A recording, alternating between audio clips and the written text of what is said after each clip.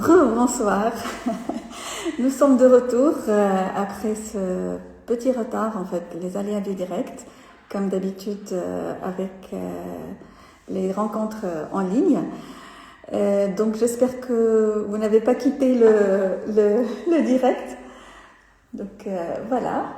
Alors, pour rappeler toutes les personnes qui nous suivent, donc ce soir, nous rencontrons avec le docteur Ilyes Barli, comme tous les mardis en lumière, pour parler santé autrement, et pour découvrir l'approche thérapeutique holistique, globale, personnalisée du docteur Ilyes Barli dans la démarche de retour de bonne santé. Donc, je salue tout le monde et je remercie toutes les personnes qui nous suivent en direct. Ce soir, notre invité, donc, il va plus tarder à nous.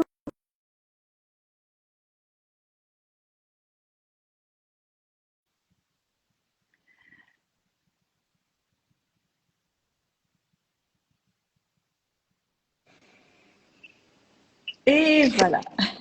Bonsoir, bien. Bon. Bonsoir Ilyes. Donc, Merci. merci beaucoup d'être là, malgré les engagements que tu as quand même. Donc voilà, on a eu euh, un petit retard ou un petit malentendu sur l'horaire, mais c'est bon. Voilà. Donc nous, J'ai cru que nous, c'était 9h30, mais finalement c'est 9h. Voilà, très bien. Il n'y a pas de souci. De toute façon, les fidèles qui suivent Dr Elias Parly ou Cœur Valley sont là. Je remercie toutes les personnes qui nous suivent et qui étaient patients pour suivre cet échange enrichissant et agréable et surtout aussi éclaircissant sur plusieurs points euh, sur la démarche de retour à la bonne santé. Donc ce soir, on a commencé déjà la semaine dernière à parler sur l'impact et l'influence de l'état émotionnel sur la manifestation des maladies physiques. Et ce soir, on va parler aussi de l'intérêt de la libération émotionnelle dans cette démarche de retour à la bonne santé, Dr Elias. Qu'est-ce que, qu'est-ce que, qu'est-ce que apporte en fait? Où est-ce que où est-ce que ça prend cette place en fait, la libération émotionnelle? À quel moment? Est-ce que c'est au début? Est-ce que c'est à la fin? Est-ce que c'est quelque chose qui est faite comme ça personnellement, ou est-ce que c'est une démarche qui nécessite un accompagnement? Est-ce que vous pouvez partager avec nous les expertises sur cette libération émotionnelle forte, impactante et influente sur le retour à la bonne santé, Dr Elias? Bonsoir, Aïda. Merci pour l'invitation. Je remercie tous les présents à ce live. Merci pour cette question pertinente. La libération émotionnelle, à quel moment doit être faite? Ça, c'est une question primordiale qu'il faut prendre en considération. Il faut pas oublier, il faut savoir que certains éléments de prise en charge ont besoin d'abord de l'ancrage, que ce soit l'ancrage du savoir quelque part ou bien de l'ancrage existentiel. Et après, il y a également, ou avant, ça dépend de la démarche, il y a l'ancrage biologique. Donc, je vais expliquer. Par exemple, quelqu'un qui a eu un décès dans la famille. Voilà. On va pas faire une libération émotionnelle de deuil si cette personne n'a pas eu au moins 3 semaines d'ancrage existentiel. Qu'est-ce que ça veut dire? C'est qu'il faut savoir que pour qu'une information soit ancrée, on a besoin de 3 semaines pour qu'elle devienne une réalité. Voilà. Et ça, c'est un élément très important. C'est utilisé en technique de guerre, par exemple. Quand il y a une guerre, il y a en général un bombardement de 3 semaines. Et par la suite, l'invasion commence à partir de la quatrième semaine. Pourquoi? Pour mettre l'ancrage de cet état de guerre. Et c'est pour ça que, en général, cette technique est souvent utilisée. Je donne un autre exemple. Par exemple, l'Algérie a été colonisée le 5 juillet 1830. Et pourtant, le roi Charles X a abdiqué le 2 août 1830. Sur un plan géopolitique, finalement, il a abdiqué 4 semaines après la colonisation de l'Algérie. S'il avait abdiqué 2 semaines après, l'Algérie aurait récupéré son indépendance sur place. Mais au-delà de la 3e semaine, donc quand on commence la 4e semaine, l'ancrage de la réalité du terrain se met en place.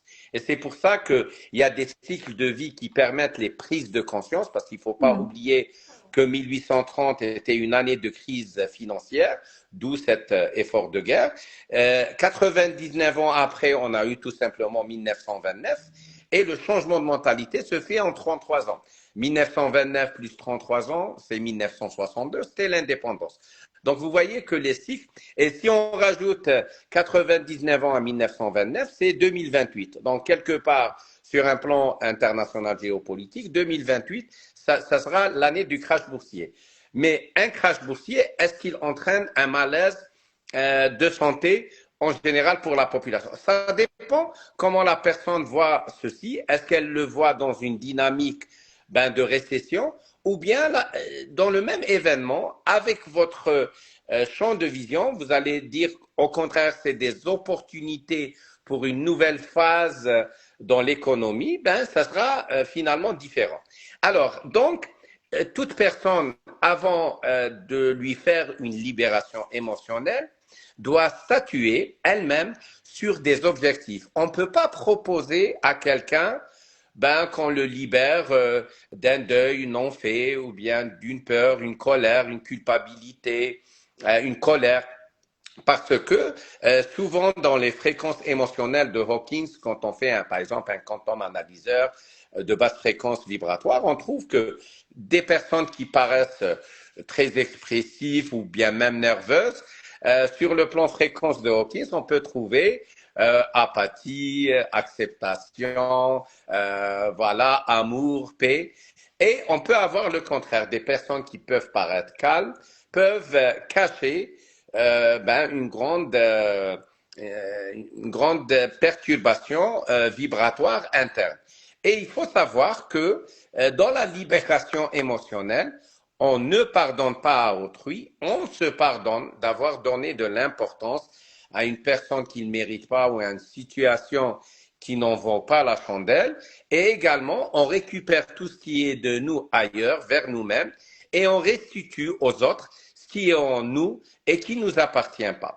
Et sur le plan biologique, alors là, c'est une information importante. On ne peut pas faire une libération émotionnelle à une personne qui est en fragilité biologique. Et là, j'invite tous les médecins à faire attention. Même les psychologues, cette condition, bien sûr les naturopathes et autres, il faut savoir que par exemple, avant de faire une libération émotionnelle, vous devez faire un bilan biologique. Par exemple, le taux de vitamine D, ça c'est important, B12, B9, les D-dimères pour voir s'il n'y a pas une stase sanguine, la CRP et la vitesse de sédimentation pour voir s'il n'y a pas une inflammation, la TSH pour voir s'il n'y a pas une hypothyroïdie ou autre. Et il faut savoir que pour corriger la TSH, on n'a qu'à corriger le taux de vitamine D. Et il y a autre chose, l'hémoglobine glyquée, pour voir s'il n'y a pas un diabète ou autre. Donc, si on retrouve, par exemple, un taux de vitamine D inférieur à 30 nanogrammes, encore pire, inférieur à 10 nanogrammes, ce qu'on peut nommer risque de passage à l'acte ou burn-out carrément, mais qui est déguisé quelque part, finalement, avant de libérer émotionnellement, on doit corriger la biologie de l'émotion, tout en sachant que l'émotion elle-même perturbe la biologie. Donc, vous voyez que la biologie de la croyance est toute une science où ça va dans les deux sens. Mais quand on fait une prise en charge, naturellement, on commence d'abord par corriger le taux de vitamine D entre 80 et 100 nanogrammes par millilitre. Et après, on passe aux étapes de libération émotionnelle, sans oublier toutes les supplémentations orthomoléculaires nécessaires et la thérapie nutritionnelle. Voilà un petit peu pour quelles sont les conditions pour la libération émotionnelle. Tout à fait.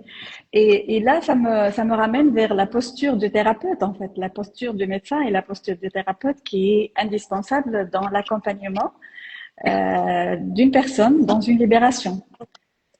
Ben, tout à fait.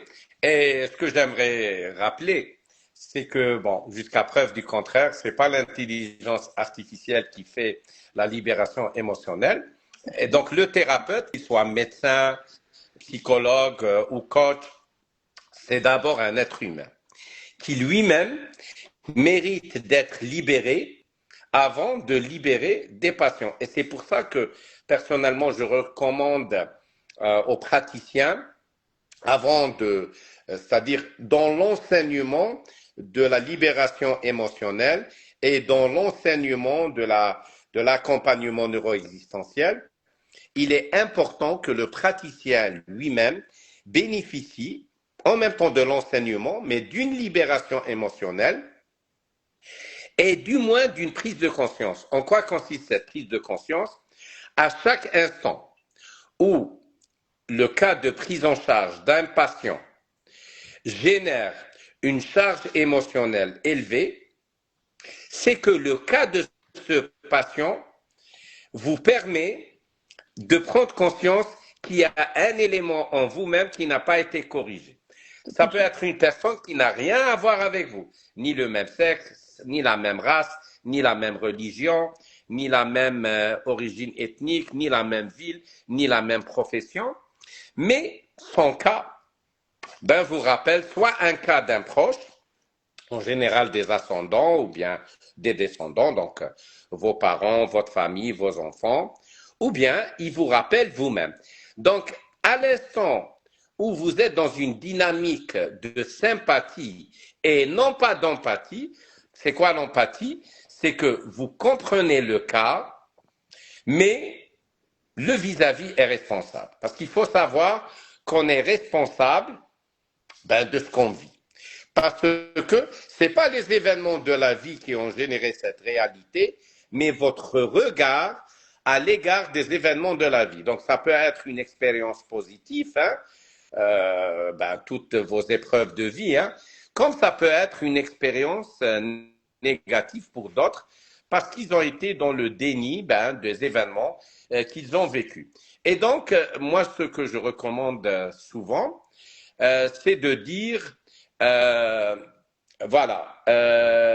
si vous avez une charge émotionnelle élevée dans la prise en charge d'un patient, orientez ce patient vers un confrère ou consoeur qui vous permet de passer la main. Il faut savoir que la plus belle des compétences, c'est d'avouer son incompétence. Et d'ailleurs, l'orientation spécialisée est une lettre de déclaration d'incompétence. Je vous donne un exemple. Le médecin de famille, quand il détecte une appendicite, il fait le McBurney positif, le Blomberg positif, le Rovzek positif.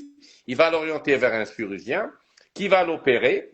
Et après, le patient sera guéri. Il va dire merci au chirurgien, la famille également. Mais qu'est-ce qu'ils vont dire après? Ils vont dire, le médecin de famille nous a sauvés parce qu'il nous a orientés vers le chirurgien. Mais finalement, ce médecin de famille, il a avoué son incompétence en l'orientant parce que ce n'est pas sa spécialité.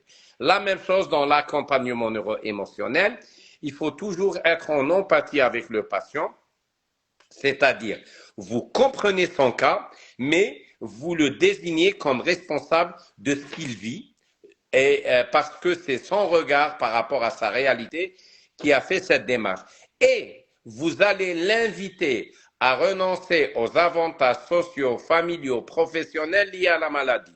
Tant qu'il tire profit et il ne substitue pas à la maladie sa propre personnalité, il va encore sombrer dans sa réalité.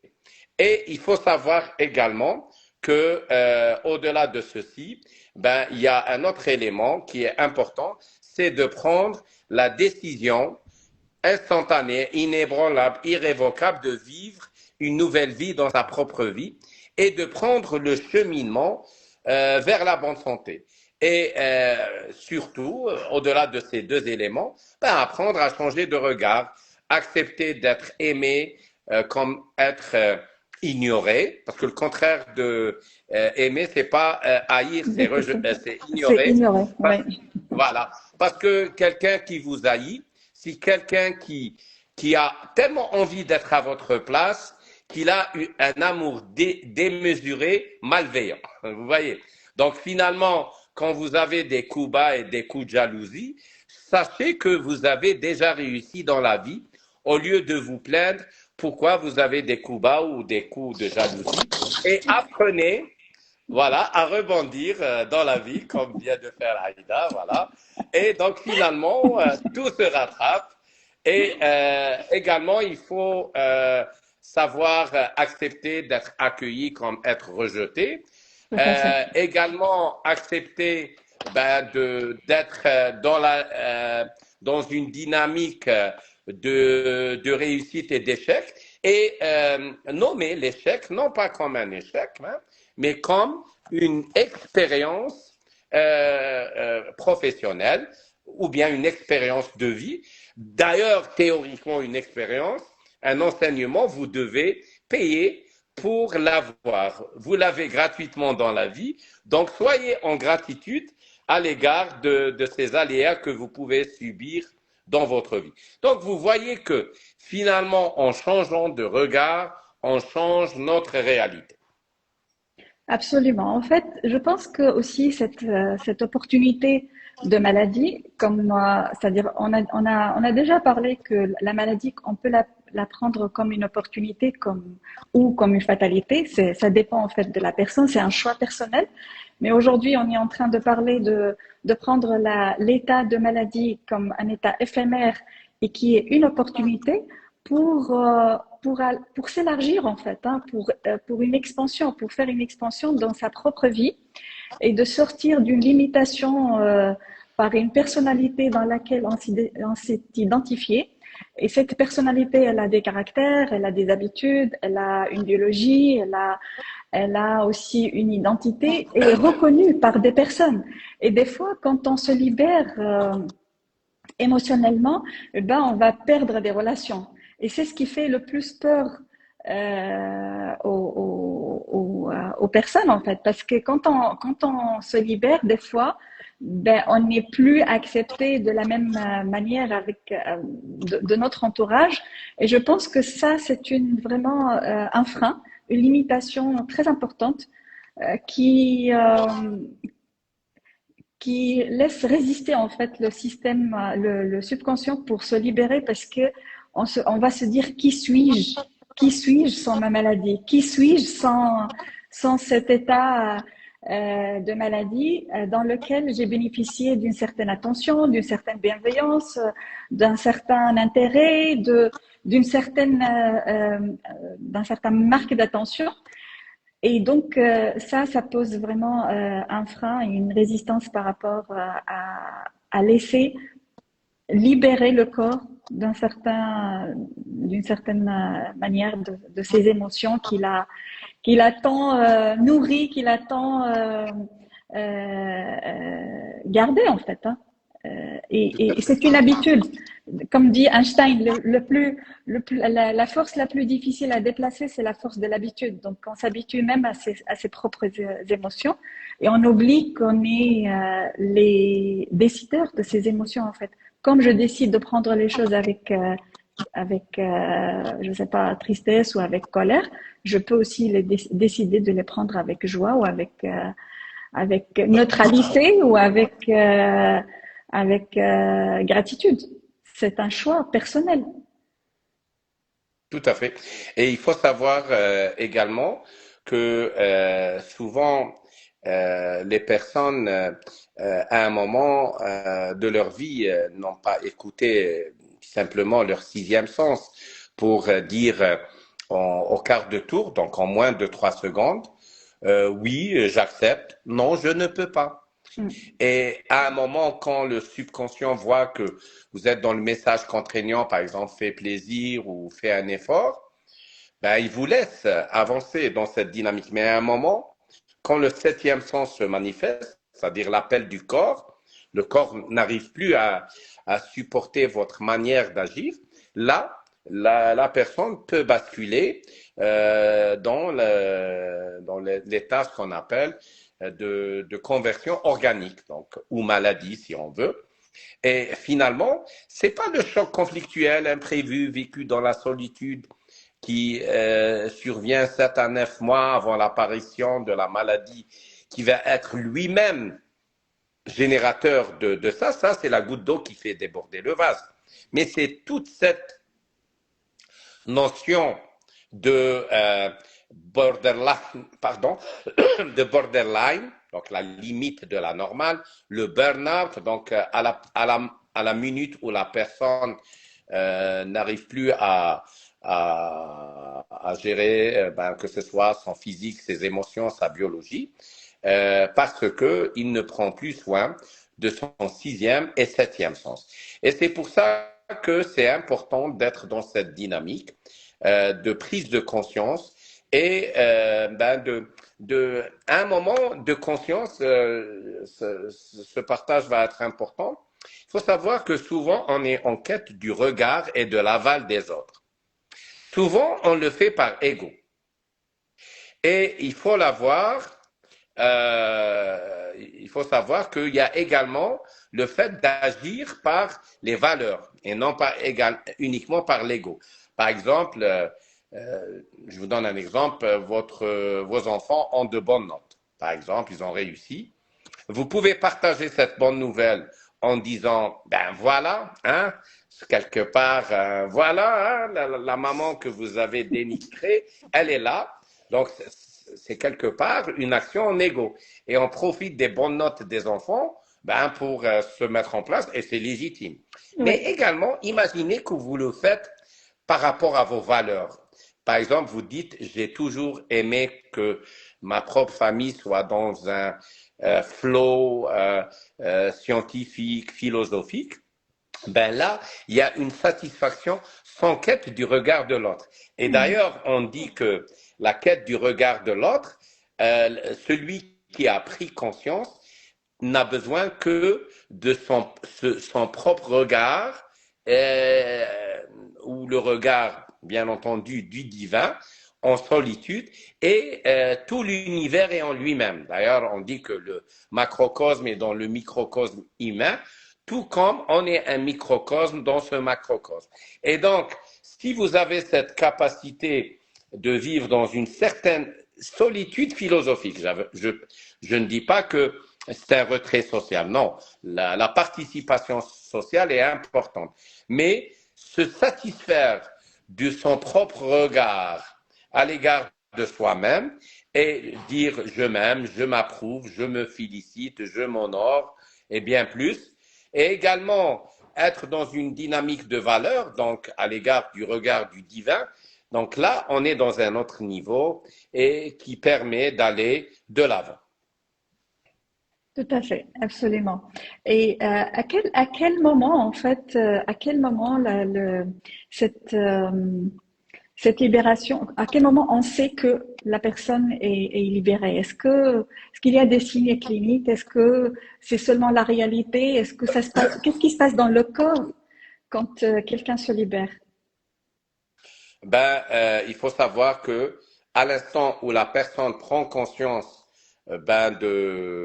du changement en elle-même, le changement s'est déjà opéré. Bien entendu que ça nécessite, par exemple, l'ancrage de 3 semaines. Ça nécessite l'apprentissage, apprendre à désapprendre pour se souvenir qu'on le sait déjà. Et il faut savoir, parce que se détacher de nos préjugés nécessite souvent 6 semaines après la prise de conscience. Par exemple, pour dire que quelqu'un a arrêté le tabac, c'est après 6 semaines, par exemple. Également, pour que l'impact de la prise de conscience vous permet de récupérer votre santé, on a besoin de 12 semaines. Donc, mais la décision de ce changement ne nécessite que 3 secondes. Mais elle doit être d'une manière profonde, sincère, inébranlable, irrévocable et instantanée. Et ça, c'est très important à prendre en considération. Voilà. Alors, Amel dit que je pense qu'on n'a jamais complètement libéré, nous avons toujours quelque chose à travailler sur nous-mêmes, le sens même de la vie. Qu'est-ce que tu penses de cette démarche, en fait, de travailler sur soi? Oui, Qu'est-ce que tu penses sur oui. ça, Elias? Ce qu'elle a dit est vrai, mais en même temps, le contraire. Pourquoi? Mm. Euh, on n'est pas obligé de connaître ce qu'on doit libérer. Mm. Par exemple, vous avez des peurs, vous savez pas. Vous allez à un moment prendre conscience et dire, OK, j'accueille ces peurs. Voilà les avantages, c'est un instinct de survie. Voilà les inconvénients. Voilà les avantages si j'avais pas cette peur, mais il y a quand même des inconvénients pour quelqu'un qui n'a pas peur. Et il faut savoir que le fait de prendre en considération ceci permet, on peut libérer sans chercher à savoir ce qu'on doit libérer. C'est juste en décidant de vivre pleinement sa propre vie. Donc c'est aussi simple que ça, de savoir dire oui instantanément, de dire non par appel du cœur en moins de 3 secondes, mais également, de savoir, par exemple, définir les thèmes à libérer. Par exemple, vous pouvez les idées redondantes, celles qui reviennent quand vous êtes dans une pensée évasive, vous avez 1, 2, 3 idées, 4, 5, énoncez-les. Faites un tableau à 4 paramètres. Avantage de ça, inconvénient, avantage s'il n'y avait pas, inconvénient s'il n'y avait pas, mais également il faut répondre au moins 7 réponses. Même si vous êtes contre, vous pouvez pour le contre dire 14 réponses, mais le fait de répondre pour cette réponse, ça va mettre un détachement pragmatique et non pas un raisonnement cartésien. C'est-à-dire, vous allez avoir plusieurs champs de vision de la chose, que finalement ça apporte des avantages, des inconvénients, des enseignements, et que le contraire, permet une prise de conscience. Donc, vous voyez que finalement, c'est la démarche de la vision globale qui est importante. Voilà. D'où la responsabilité, en fait, d'où la posture de responsable, c'est-à-dire que Tout à fait. ce n'est pas du tout possible de faire ça si on s'identifie à ses propres émotions. Et si on ne fait pas ce détachement et cette prise de conscience qu'on est vraiment les seuls responsables et voire même les seuls choisissants. Aujourd'hui, en fait, c'est les seuls choisissants de nos émotions. Parce que tout simplement, ou par habitude, ou par trauma, ou par mimétisme, on s'est habitué à choisir ce genre d'émotion ou à croire à une idée fixe, à des idées fixes qui génèrent un discours intérieur et qui génèrent un certain état émotionnel. Donc, et des fois, en fait, retourner à cette posture de responsable est parfois difficile parce que c'est vrai que l'être humain a tendance à célébrer quand c'est agréable et à dire que oui, voilà, ça c'est moi. Mais quand c'est douloureux, quand c'est désagréable, c'est inconfortable, on a tendance à dire que c'est les autres et c'est pas soi-même. Donc, des fois, on a tendance à nier ou à nier et à ne pas reconnaître que c'est vraiment, ça prend source à l'intérieur de nous, en fait, et que c'est personnel. Ouais, tout à fait. Et finalement, le personnel, parfois, c'est plutôt le regard euh, par rapport à votre enfance, quand vous avez entre 6 ans et demi et 13 ans, donc la scolarité primaire quelque part, et surtout le regard des autres à votre égard. Donc, vous étiez en quête de regard, le regard des parents, le regard de la société, que ce soit la grande famille, les voisins, le prof à l'école ou bien à la crèche, les élèves qui vous entourent.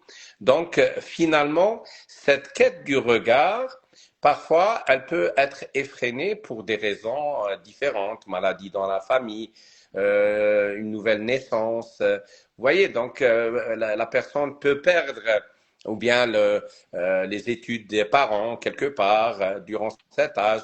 Et donc, quelque part, la personne peut éternellement perpétuer cette quête du regard à un âge très avancé. Donc, finalement, récupérer ce qui est de lui-même ailleurs vers soi-même est très important et surtout se réconcilier avec l'enfant qui est en vous.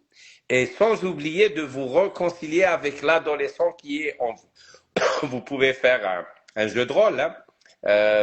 Aller jouer à la balançoire. Mais jouer à la balançoire ne libère pas l'enfant qui est en vous. C'est la prise de conscience que vous allez faire en jouant en balançoire et à un moment, aller vers vous-même et dire j'honore l'enfant qui est en moi. Possible que cet enfant qui est en vous a besoin de 3 minutes de plus dans sa vie à jouer en balançoire. Et c'est réglé pour la vie. Donc, un acte de prise de conscience ou bien, par exemple, une activité qui peut être commune aux adolescents, par exemple, faire une randonnée. Vous pouvez la faire pour la bonne santé, vous pouvez la faire pour vous-même, mais vous pouvez la faire pour honorer l'adolescent qui est en vous. Possible que vous étiez en milieu citadin, possible que l'époque, il n'y avait pas l'activité ou la sécurité nécessaire pour faire des randonnées. Donc, vous allez honorer par la randonnée l'adolescent en vous qui a été privé, par exemple, de certaines activités, pour des raisons soit scolaires, soit d'absence de proximité à l'égard de certaines activités ou autres. Hein. Donc, vous voyez que finalement, la libération émotionnelle nécessite une réconciliation avec le lieu et l'époque, donc par vous-même. Et donc, finalement, faire des activités qui ont une relation avec votre enfance. C'est ça. Et donc, ces protocoles-là, ces détails-là, en fait, seront enseignés pendant Bien entendu. les journées d'enseignement. Comme ça, il y a les personnes qui sont intéressées d'apprendre cette vision et cette approche auront de la matière en tout cas et de la précision en tout cas pour pouvoir intégrer ça et pour pouvoir le proposer à leurs patients ou à leurs personnes accompagnées. Donc ça sera enseigné par détail lors des enseignements Inch'Allah, en Tunisie, le 1er et le 2 mai à Tunis. Où tu seras vraiment notre invité pendant ces jours-là. Et ça sera justement une ambiance et une expérience extraordinaire pour toutes les personnes qui vont participer. Parce que ce genre d'enseignement n'est pas seulement un enseignement théorique, c'est vraiment une expérience de transformation. Parce que déjà, je te connais et je me connais. Et ce n'est pas seulement des informations à apprendre, mais c'est vraiment une expérience qui va déjà changer le regard instantanément sur beaucoup de connaissances et beaucoup de choses déjà apprises, que ce soit sur soi-même, que ce soit sur la thérapie ou la maladie ou la santé. Donc déjà, c'est vraiment des changements et des transformations instantanées. Et aussi des enseignements qui seront faciles à intégrer, faciles à appliquer, puisque ça va directement en fait vers la pratique. C'est-à-dire que ce sont des enseignements qu'on peut pratiquer dès le retour au cabinet après la formation. Tout à fait. Mais avant de le pratiquer dès le retour au travail, les participants vont le pratiquer sur eux-mêmes. Tout à Parce fait. que l'enseignement par l'exemple n'est pas le meilleur moyen d'enseigner, mais c'est l'unique moyen. Donc, la personne, quand elle va quelque part jouer le rôle et en même temps vivre l'instant, bien entendu en captant l'enseignement, mais en exprimant pour soi-même la libération émotionnelle, ben, elle va être cet élément apte à libérer, parce qu'on ne peut pas libérer si on n'est pas nous-mêmes libérés. Voilà. Et même si on est libéré, il y a toujours, comme tout à l'heure, il y a eu une dame qui, je pense, qui a dit qu'il y a toujours des parts de vérité à libérer. Oui, c'est vrai. Mais je rappelle que, euh, tout simplement, vous libérez ce que vous avez à libérer. Vous prenez en charge des patients. À l'instant où vous allez avoir une charge émotionnelle, vous pouvez évoquer la thématique, ne pas libérer ce patient parce que vous avez une charge émotionnelle élevée et orienter ce patient vers une autre personne. Et comme ça, vous pouvez avoir des thèmes à libérer par la suite. Donc, vous voyez que c'est une succession de libération. Il faut savoir, même le divin nous incite, par exemple,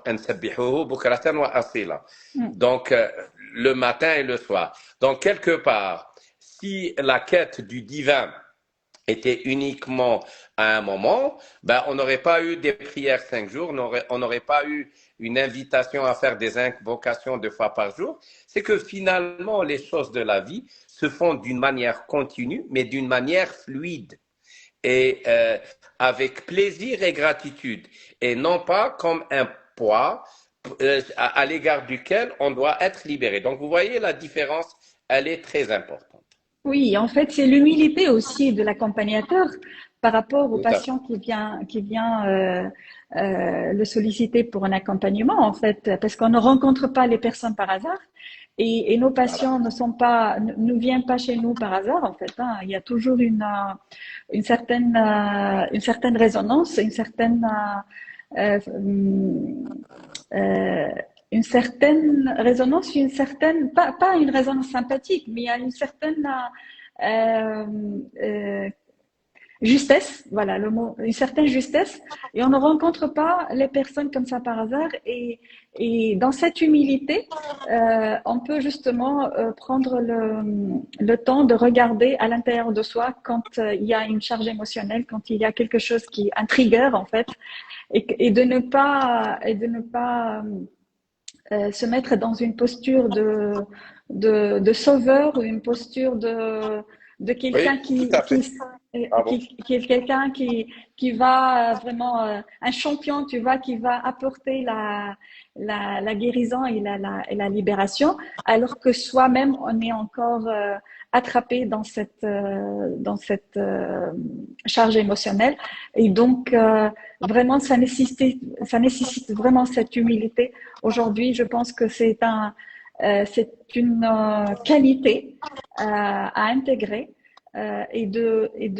Personnellement, en tout cas, je déclare que c'est-à-dire que je suis la personne qui a appris la plus parmi toutes les personnes que j'ai accompagnées, parce que elle m'apporte toujours un regard différent, en tout cas, elle m'apporte toujours un reflet, que ce soit que j'ai déjà intégré et que je jouis déjà à l'intérieur de moi, ou alors c'est une piste sur laquelle il m'appelle à regarder pour une expansion. Donc vraiment, c'est une qualité importante, et de ne pas se mettre dans cette posture de sauveur qui sera toujours persécuté, hein, de toute façon. Tout à fait. C'est Et je rappelle à tout un chacun que quelqu'un, quand il apprend à accompagner, à libérer, ça vient dans une entité du couple,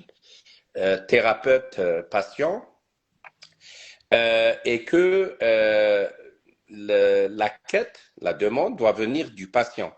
Ce n'est pas parce que, par exemple, vous avez eu cet enseignement que vous allez proposer à vos proches ou à vos amis de se faire libérer chez vous, par exemple. Pourquoi? Parce que la demande de libération est un acte volontaire de la personne elle-même. Parce que si vous le faites à la place de l'autre, vous êtes en mode sauveur. Et tout sauveur doit être persécuté. Et il faut savoir également que quand vous êtes en mode sauveur, possible que vous dérangez le vis-à-vis et qu'il est en pleine harmonie dans sa situation, puisque possible que cette situation lui a permis de régler une relation de couple, une relation familiale ascendante, descendante, transverse ou avec la belle famille. Et donc, quelque part, au lieu de récupérer sa place avec sa personnalité, s'il a choisi d'avoir une place sociale avec sa maladie ou avec ses problématiques, qu'elles soient d'ordre psychologique, psychiatrique ou autre, c'est son choix. Et ça, c'est un conseil que je donne au nouveau médecin. J'ai lu Docteur Princessa. Elle est très motivée pour être parmi nous. Je l'encourage. Mais en même temps, je vous rappelle que on n'est pas les sauveurs. On est là pour accompagner sur quête, sur demande. Parce que ce qui peut vous sembler un petit peu triste pour quelqu'un, il peut se trouver que le bonheur de ce vis-à-vis est dans cette situation. D'où l'intérêt d'écouter avant de proposer, avant de conseiller, parce que chacun apporte sa vérité, nul ne détient toute sa vérité, chacun apporte la sienne. Donc, dans cet échange, vous êtes dans un accompagnement sur une quête.